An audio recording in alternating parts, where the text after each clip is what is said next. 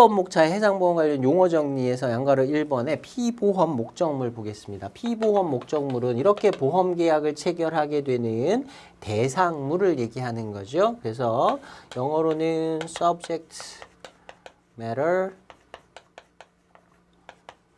insured 그래서 피보험 목적물 이렇게 얘기하고요. 또는 insured property, 보험에 부보된 재산이다 이렇게 얘기하기도 합니다. 우리가 해상보험을 배울 때는 적하보험이니까 그 화물이 피보험 목적물이 되겠죠. 자, 중간에 여기 제가 2번 동그라미에 희망이익이라고 표시를 해놨는데요. expected profit 기대이익이라고 하기도 합니다. 희망이익이나 기대이익. 여기다가 일단 표시만 좀 해두시고요. 이따 피보험 이익 얘기하면서 같이 설명을 드리겠습니다. 자, 피보험 이익이라는 개념이 있습니다. 피보험 이익은 피보험자가 피보험 목적물에 대해서 가지는 경제적인 이해관계다 이렇게 얘기를 합니다. 자, 말은 조금 어렵지만 아주 쉬운 개념이에요. 피보험자가 그 물품의 주인일 텐데 그 물품이 목적지에 제대로 잘 안전하게 도착하면 그 물품을 팔아서 또는 사용해서 이득을 봅니다. 경제적인 이해관계가 그 피보험자에게 그 물품과 관련된 경제적인 이득이 피보험자에게 귀속이 되죠. 물품이 만약에 중간에 망가졌어요. 중간에 없어지거나 파손이 됐다라고 하면 그 피해가 고스란히 그 피보험자에게 귀속이 됩니다. 물품의 주인이니까. 그땐 또 손해를 보게 되겠죠. 경제적인 이해관계를 가지고 피보험 목적물에 대해서 가지고 있는 사람을 피보험자. 거꾸로 얘기하면 피보험자가 그 피보험 목적물에 대해서 가지는 경제적인 이해관계를 insurable interest, 피보험 이익이다 이렇게 얘기를 하는 겁니다. 피보험자는 이 피보험 이익이 있어야만 보상을 받을 수 있습니다. 굉장히 중요한 개념이에요. 자, 그 다음에 맨 끝에 그 피보험 이익 맨 끝에 피보험자가 갖는 경제적 이해관계를 말하며 보험계약의 목적으로 볼 수 있다라고 되어 있는 부분을 잠깐 설명을 드릴게요. 보험계약의 목적이 피보험 목적물 아닌가? 아니고 대상물을 말하는 거고요. 보험계약은요. 처음에 우리가 얘기했듯이 손해보상계약이에요. 피보험자에게 손해가 발생하면 그 손해를 보상해 주기 위한 게 보험의 목적이거든요. 그래서 겉으로 봤을 때는 이 물품 때문에 보험에 드는 것이구나 라고 생각할 수 있어요. 그렇지만 보험에서는 보험계약에서는요. 이 물품은 신경 안 씁니다. 물품이 어떤지는 중요하지 않고요. 그 물품과 관련해서 손해가 발생했느냐 그걸 중요하게 보는 거예요. 손해가 발생했으면 그걸 보상한다. 그러니까 사실은 물품이 망가지면 물품을 보상하겠다는 것이 아니고요. 해상보험은 이 피보험 이익에 손해가 발생하면 그 피보험 이익을 원상태로 회복시켜 주겠다라고 하는 계약이라고 얘기할 수 있어요. 그래서 보험계약의 목적이 피보험 이익이다 이렇게 얘기할 수가 있는 겁니다. 자, 그 다음에 양괄호 3번에 보시면 보험 가액이에요. insurable value, 보험에 가입할 수 있는 가치다. 피보험 목적물의 가치를 insurable value라고 얘기를 합니다. 자, 보험 목적물의 가치, 이 물품의 가격, 현재 가격하고요. 그 다음에 아까 여기에 잠깐 얘기했던 앞에서 얘기했던 기대이익 이런 것들까지 여기에다가 다 포함을 시킵니다. 예를 들면 이 물품은 100달러짜리예요. 물품은 100불 주면 살 수 있어요. 자, 만약에 나중에 운송을 하다가 100불짜리 물품이 다 망가졌다. 그러면 100불 보상해 주면 이 피보험자가 자신의 피보험 이익을 전부 다 보상받은 게 될까요? 아니에요. 이 물품을 100불 주고 다시 살 수는 있지만 시간도 소요가 많이 되고요. 그 물품을 다시 구매하기 위한 비용도 또 들어갑니다. 그 다음에 여기에 운임 같은 것도 들어가고요. 보험료 같은 것들도 들어갑니다. 물품을 사서 보상을 받아 보험금을 받아 물품 다시 샀어요. 그러면 다시 운송을 해야 될 거 아니에요. 운송을 또 할 때 보험도 다시 들어야 될 거 아니에요. 이런 것들 다 여기에 보험 가액에 다 이런 내용들이 들어가는 겁니다. 물품 가격에다 추가해서 거기에다가 기대 이익도 집어넣어줘요. 이 물품이 목적지에 안전하게 도착했을 때 그 물품을 팔아서 볼 수 있는 이익. 물론 물품마다 좀 다르겠지만 그런 기대 이익까지 다 포함해갖고 보험 가액으로 인정을 해줍니다. 자, 그 다음에 보험 금액이에요. 실제로 보험에 부보된 금액을 보험 금액이다라고 보시면 됩니다. 이거는 보험 가액이고요. 보험 금액은 insured amount라고 쓰고요. 자, 100불짜리 물품인데 거기에다가 insurable value에다가 우리가 운임이라든가 보험료라든가 기대이익 이런 걸 다 넣어야 된다 그랬죠. 우리가 그래서 인코텀스를 배우면서 CIF 가액의 110%로 보험에 부보하는 게 일반적이다라고 얘기를 했어요. 이런 것들을 다 추가해서 실제로 보험에 부보하게 되는 것이고요. 보험에 부보된 금액을 우리가 insured amount, 보험 금액이다라고 얘기를 하는 거죠. 나중에 보험 금액은 사고가 생기면 보험자가 피보험자에게 클레임 보험금을 지급하게 되는데 보험금은 이 보험금액의 한도 내에서 지불이 되게 되고요. 그 다음에 계약을 체결할 때 보험 계약자가 보험자에게 프리미엄을 지급해야 되는데 보험료를 지급해야 되는데 그 보험료도 보험 금액이 크면 더 커질 거고요. 보험 금액이 작아지면 또 작아질 겁니다. 그래서 그런 관계를 가집니다. 보험 금액이 크면 클수록 보험금도 올라가고 보험금도 올라가고 보험료도 올라간다. 이렇게 보시면 되겠습니다. 좀 지저분하니까 다시 한번 쓸게요. 프리미엄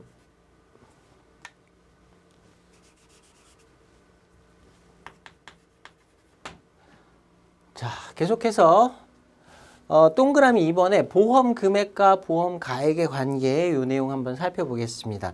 자, 초과 보험, 전부 보험, 일부 보험 이렇게 세 가지로 나눌 수 있는데요. 자, 보험 가액이에요. 그 물품의 가액에다가 여러 가지 희망이라든가 운임 보험료 같은 걸 더한 개념이라고 했습니다. 보험 가액하고 실제로 보험에 부보된 보험 금액하고 동일하다라고 하면 우리가 그걸 전부 보험이라고 얘기하는 거예요. 그걸 full insurance라고 얘기하는 거고요. 자, 만약에 보험 가액이 더 커요. 보험 금액이 더 적습니다. 100불짜리 물품인데 50불에 가입하는 거예요. 이런 경우를 우리가 partial insurance 또는 under insurance라고 합니다. 그래서 일부 보험 이렇게 얘기를 하는 거고요. 만약에 보험 가액이 100불짜리인데 이걸 200불 정도의 보험에 가입해요. 이렇게 보험 금액이 보험 가액보다 더 크면 우리가 초과 보험, over insurance 이렇게 얘기를 하는 겁니다. 자, over insurance는 보험 금액이 보험 가액을 초과했다. 그래서 보험 가액을 초과해서 보험 계약을 체결하면 초과분은 원칙적으로 무효가 됩니다. 그 정도만 일단 좀 봐주시면 되고요. 일부 보험의 경우도 partial insurance, under insurance 그 용어도 같이 좀 봐주시고요. 만약에 사고가 발생하면 보험금은 그럼 얼마를 주느냐? 보험 가액이 예를 들어 100불짜리였어요. 근데 보험에는 50불만 가입을 한 겁니다. 2분의 1 가격으로 보험에 부보를 했어요. 근데 손해액이 예를 들어 10달러가 발생했다라고 하면 2분의 1만 보상을 하게 되는 겁니다. 비례해서 보상하게 된다. 자, 그 다음에 더블 인슈런스라는 게 있는데요. 중복보험이라는 건 뭐냐면요. 피보험자가 피보험 목적물은 하나인데 여러 명의 보험자와 보험계약을 중복해서 체결하는 보험을 중복보험, 더블 인슈런스라고 합니다. 용어만 좀 봐주시면 될 것 같고요. 자, 영어로는 이렇게 나온다 부분에서 일부 보험, under insurance에 대한 설명 보겠습니다. Under insurance means 일부 보험이란 that uninsured is insured. 여기서는 피보험자 앞에 이게 on이 붙었으니까 명사죠. 그래서 피보험자가 여기서는 동사로 쓰였고요. 보험에 부보한 거예요. For an insured amount.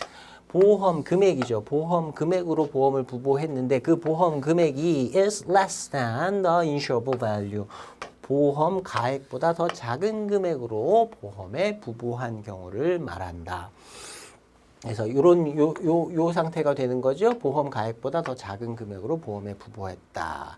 Of the subject matter insured. 피보험 목적물의 보험 가액보다 더 작은 금액으로 보험에 부보했다. 일부 보험에 대한 설명입니다.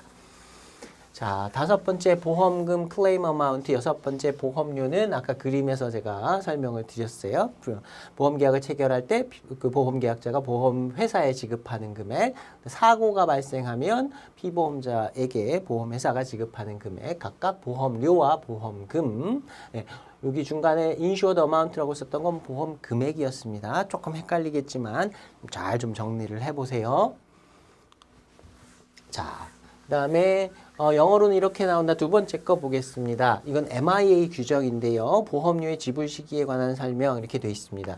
이게 조항의 제목입니다. When premium payable, 언제 보험료가 payable 지급하여야 하는, 이렇게 해석하시라 그랬어요. 그래서 언제 보험료를 지급하여야 하는가. 자, unless otherwise agreed. 다른 방법으로 합의한 경우를 제외하고 별도의 합의가 있는 경우는 그 합의에 따른다라는 뜻입니다. 별개로 합의한 내용이 없다면 일반적으로는 자, the duty of the assured or his agent, 피보험자나 his agent, 그의 대리인의 의무예요. 어떤 의무냐면 to pay the premium, 보험료를 지급해야 하는 피보험자 또는 그의 대리인의 의무와 and the duty of the insurer, 보험자의 의무인데 to issue the policy, 보험 증권을 발행해야 하는 의무, 보험자가 피보험자에게 보험 증권을 발행해 줘야 되겠죠. to the assured or his agent, 피보험자나 그 대리인에게 보험 증권을 발행해 주어야 하는 보험자의 의무는 are concurrent condition. 요거 앞에서 한번 살펴본 적이 있습니다. concurrent 하면 동시에 일어나는, 동시에 이렇게 해석하셔야 되고요. 동시 이행 조건이다. 보험료 납입하고 보험 증권을 발급하는 건 동시에 이루어져야 하는 의무이다. And the insurer, 그리고 보험자는 is not bound to, be bound to 하면요, 이게 bind의 과거 분사가 되는 거죠. 묶이다, 구속되다, 이렇게 해석하시면 됩니다. 구속되지 않는다, 어떤 의무가 없다. issue the policy, 보험증권을 발행할 의무가 없는데 until, 언제까지냐면 payment or tender of the premium, 보험료를 지급한다거나 텐더는 제공하다라는 뜻으로 이해하시면 됩니다. 서류 같은 걸 제출하다, 뭔가를 제공하다. 아무튼 보험료를 지급할 때까지, 피보험자가 보험료를 지급할 때까지는, 지급하기 전까지는 보험증권을 발행할 의무가 없다. 그리고 거기에 구속되지 않는다. 동시에 이루어져야 한다라는 게 MIA상의 원칙입니다. 물론 실무상으로는 unless otherwise agreed 이렇게 시작했죠. 달리 합의한 경우는 제외한다고 했으니까 보험 계약을 체결하면서 자, 보험료는 언제 납부하시오? 보험 증권은 언제 발행합니다. 이렇게 따로 약정을 했다고 하면 반드시 동시에 할 필요는 없어요. 그렇지만 원칙적으로는 동시다. 보험 계약뿐만 아니라 모든 계약에서 당사자들이 별도의 합의가 없다고 하면 당사자들의 의무는 서로 동시에 이행해야 되는 것이 원칙입니다. 자, 그 다음에 7번, 양괄호 7번에 보험 요율 이렇게 돼 있는데요. 한 번 정도 그냥 눈으로만 쓱 보고 넘어가시면 될 것 같습니다. 참고만 하시면 됩니다. 자, 양괄호 8번 보겠습니다. 보험 계약 기간, duration of policy라고 돼 있고요. 보험 계약 기간과 9번에 보험 기간, duration of risk라고 돼 있는데요. 두 가지의 개념 구분해서 좀 보셔야 됩니다. 앞부분에서 제가 보험 기간 얘기하면서 기간보험증권, 항해보험증권 하면서 잠깐 설명을 드렸어요. 예, 여기서 두 개를 구분해 놓고 보시면 더 명확하게 구분이 될 겁니다. 보험 계약 기간이라는 건요, 말 그대로 보험 계약이 유효하게 존속하는 기간을 말한다. 그러니까 보험 계약을 체결하면서 자, 이 보험 계약은 언제로부터 언제까지 유효하다. 자, 서명을 한 때로부터 몇 월 며칠까지 유효하다. 이렇게 계약을 체결했다고 하면 그 기간이 보험 계약 기간이 되는 겁니다. 자, 그 다음에 보험 기간은요. 보험 계약 기간 동안에 보험자가 피보험자에게 항상 보상할 의무를 계속해서 지고 가는 건 아니에요. 언제로부터 그 계약 기간 내에 언제부터 언제까지 어떤 상황 하에서 책임을 지겠다라고 약속을 해놓는데 그 기간을 보험 기간이라고 하는 겁니다. 그래서 보험자가 보험계약에서 보험사고에 대해서 보상 책임을 부담하는 기간을 보험기간이라고 한다. 보험계약기간이라고 해서 무조건 보험자가 다 책임져 주는 건 아니에요. 그 중에 특정한 기간이 있어요.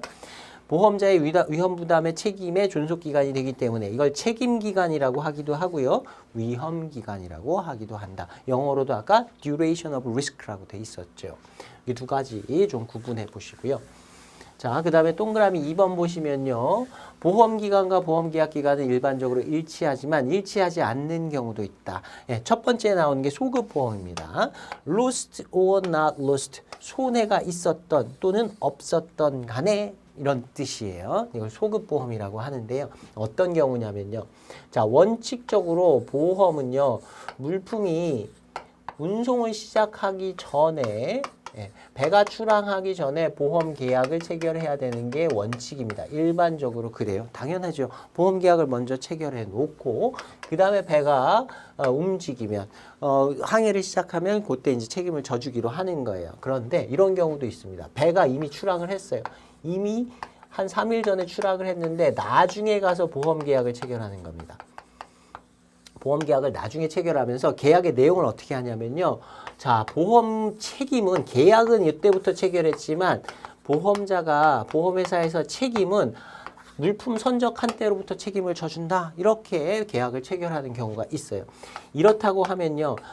일단 항해를 시작해서 3일이 지났죠. 이 기간 동안에 사고가 있었던 없었던 간에 관계없이 보험계약은 나중에 체결했지만 나중에 이 부분에서 사고가 있었다는 게 밝혀지면 그대로 보상을 합니다. 자, 이런 개념을 우리가 소급보험이라고 얘기하고요. lost or not lost 이렇게 표현을 합니다.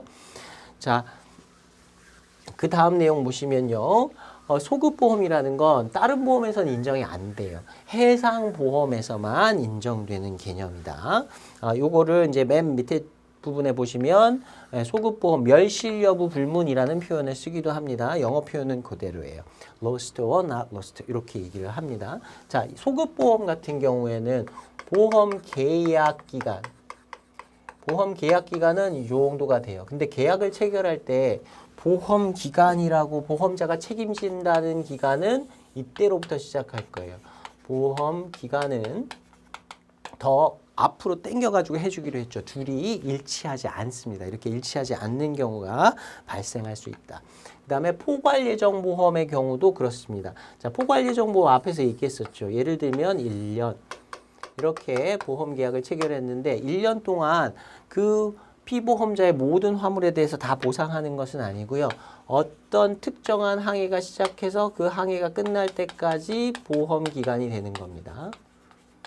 보험 계약 기간은 1년이지만 그 다음에 또 화물을 선적해요. 그러면 또 보험 기간이 언제로부터 시작해서 언제로 또 한번 끝날 거예요. 이런 식으로 그 안에서 계속 보험 기간들이 시작했다 끝났다. 또 기간을 두고 시작했다 끝났다. 이런 식으로 진행을 할 겁니다. 이런 경우 포괄예정보험에서의 보험 기간과 보험 계약 기간은 또 서로 일치하지 않을 수 있다.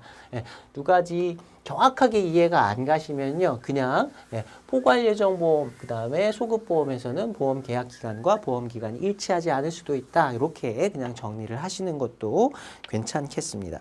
자, 영어로는 이렇게 나온다. 내용 보겠습니다. 요거는 조금 어려울 수도 있는데요. 참고로 한번 보세요. 보험 계약이 성립된 것으로 간주되는 시기. 이것도 역시 MIA의 규정인데요. 자, a contract of marine insurance. 해상 보험 계약은 is deemed to be concluded. 자, 계약이 성립했다라는 동사를 conclude라는 동사를 씁니다. 계약이 종료했다 이렇게 해석하시면 안 되고요. 계약이 성립했다. 자, 성립된 것으로 deem to 간주가 된다. 해상보험 계약은 성립된 걸로 간주가 되는데 when 언제냐면 the proposal of the assured 피보험자의 제안이 자, 나 보험 들고 싶어요 라고 보험회사에다 청약하는 거죠. 제안이 is accepted 승낙이 된 때, by the insurer 보험자에 의해서 승낙이 된 때, 자 그렇게 보험계약 체결합시다라고 승낙을 한 때 계약이 성립이 된다. Whether the policy be then issued or not, 그때에 승낙이 있는 때에 보험증권이 발행이 되었던 되지 않았던 관계없이 성립된다. 그래서 우리가 처음에 낙성 분료식 계약이다라는 얘기를 했었죠. And for the purpose of showing when the proposal was accepted, 그러한 제안이 청약이 언제 승낙되었는지 보여줄 목적으로 reference may be made, 참조가 되어질 수 있다. 뭘 참고해 볼 수 있는데 to the slip, slip이라는 건 그냥 우리말로도 번역을 안 합니다. 그냥 slip이라고 하고요. 보험계약을 체결할 때 약식계약서라고 보시면 됩니다. or covering note, covering note는 보험 인수증이라고 번역하기도 하고요. 또는 부보 각서라고 번역을 하기도 합니다. 나중에 UCP에도 한 번 더 나올 건데요. 그거 때문에 잠깐 설명을 드릴게요. 커버 노트, 커버링 노트라고 하는 건요. 아까 잠깐 말했던 보험 계약자의 대리인으로 일하는 보험 중개인, 브로커라는 개념이 있다 그랬습니다. 이 브로커가 보험 계약자하고 상담을 하고 나서 어떤 내용으로 내가 보험 계약을 가서 체결해 드리겠습니다라고 상담 내용을 써주고 간 걸 커버노트라고 합니다. 그러니까 커버노트만 보면 사실은 보험계약이 체결됐는지 안 됐는지를 명확하게 알 수는 없어요. 그렇지만 보험계약이 이렇게 상담을 해준 내용을 가지고 보험자한테 가서 여기에다가 서명 같은 걸 이렇게 딱 받았다라고 하면 그것도 역시 보험계약이 있었다라는 걸 증명할 수는 있습니다. 자, covering note or other customary memorandum, 다른 관습적인 memorandum이니까 그냥 메모 이렇게 해석하시면 돼요. 다른 관습적인 메모 of the contract, 계약상의 다른 관습적인 메모 같은 것들도 전부 다 그러한 제안이 언제 승낙되었는지, 보험계약이 언제 성립되었는지를 보여줄 목적으로 참조로서 사용될 수 있다. 그래서 다시 한번 정리하면 보험계약은 보험증권이 발행되었는지 여부에 관계없고 피보험자가 보험계약 체결을 해달라고 하는 청약을 했을 때 보험회사가 승낙하면 계약 체결된다. 보험증권 아니더라도 슬립이나 커버노트나 다른 관습적인 어떤 메모들이 계약의 성립을 보여주는 어떤 증거로 활용이 될 수 있다. 그렇게 의역을 해보시면 되겠습니다. 자, 그 다음에 양괄호 10번이에요. 보험증권과 약관 이렇게 돼 있는데요. 자, 보험증권은 보험계약이 체결되었다는 걸 증명하기 위한 서류라고 생각하시면 되고요. 보험약관이라는 건 그 보험증권에 기재되어 있는 구체적인 보험계약의 내용이다. 일단 이렇게 구분을 해보시면 되겠습니다. 근데 우리가 신약관에서 특히 그러는데요. 보험증권보다는 보험약관, 협회적하약관이라고 보통 이렇게 통칭해서 많이 불러요. 그러니까 증권보다는 그 내용이 더 중요하기 때문에 전체 보험 계약 뭐 얘기를 할 때는 보험약관 이런 식으로 많이 부르게 됩니다. 자, 일단 보험증권은 보험계약 체결을 증명하는 서류이고 보험약관은 그러한 보험증권 내에 기재되어 있는 구체적인 보험계약의 상세 내용이다. 이렇게 구분해 두시면 되겠습니다.